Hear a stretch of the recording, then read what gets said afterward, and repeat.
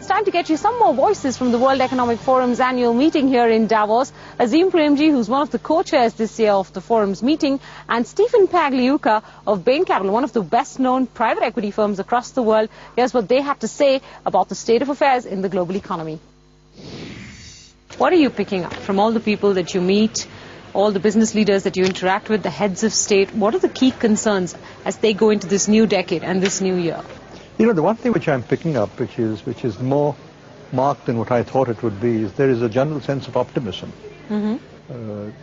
People are really believing the economy revival is for real. It's not just a fill-up of inventory. And I think business leaders are much more confident because they've used the past 18 months to really tone up, lean their companies, make it far more productive, build more closer, intimate partnership with customers. So generally there's a feeling of optimism. No fears of a double dip, as people are calling it, or another slowdown? Very few people. I think basically the people who are talking about it are the economists. And the economists must have a point of view, which is a double point of view always. But do you think it's possible? Because from everything that we read and from every conversation that we have with business leaders, they don't still seem very generous when it comes to expansion plans, putting money where their mouth is. So do you think that they're saying that they're confident because they truly want to believe that they're confident, but when it comes to making the head decision about putting your money out there and betting on it, that's not happening? I think they're sweating assets more. They're just getting Is that the reason more why? productivity out of assets. But you must appreciate that the majority of people have downscaled last year and 6 months of the year before. Right. So the capacity which they built up 3 years back is enough to carry into a growth into this year. So that's also one of the reasons, is there's enough capacity that massive investments in capital assets is not a prerequisite to get growth now, because the base is lower. Sure. India, China, many of the emerging markets are outliers to this whole double dip or slowdown conversation or theory.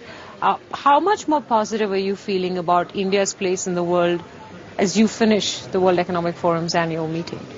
You know, what I find is that just the dynamics are changing. Is the developed world is growing even slower than what it used to grow, if it grows at all, whereas the developing world is going back, or countries like India and China are going back to the 8-9% GDP growth rates, if not more. Right. With the result, the potential of that market from a consumer point of view, consumer market point of view, has become much more important to global multinational companies, much more important, because they're not going to get their growth in their neighborhood countries.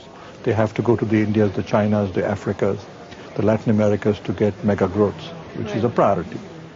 2 is I think India is also getting its place in the sun. I think multinational companies have invested a lot in China.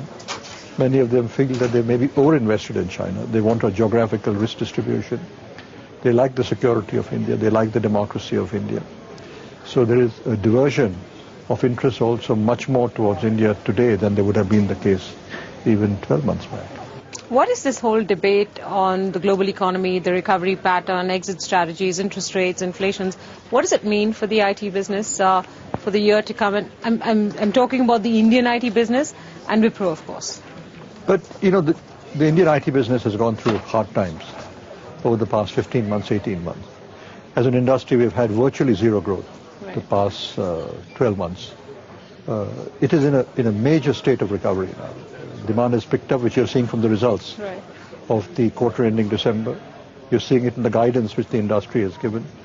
I think NASSCON has also come up with some first guesstimates of growth for 2010 to 11, and they're in the neighborhood of 13 to 15% dollar growth rates. Right.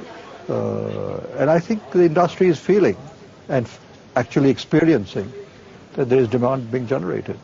Any fears through the course of the year that may be not proven right? Any specific challenges through the course of the year, saying if this happens, then all our guidance goes out of the window? No, I don't think so. No? At this point, the only major variable is what the U.S. is going to do on visas. At this point of time, there doesn't seem anything drastic which will get precipitated. Not the currency? Currency is anyone's guess. Manageable risk to some extent. It's a manageable risk. It seems to be hovering somewhere between 45 and 47. Right. The moment it goes down to 45, it starts to get weak. And the moment it goes up to 47, it starts to get firm. But what if the US... If it stays in that band, I think it's good for everyone. What if the US does go through a double dip as economists predict? I don't know. We are not planning on that basis. Not at all. We're not taking major risk on exchange.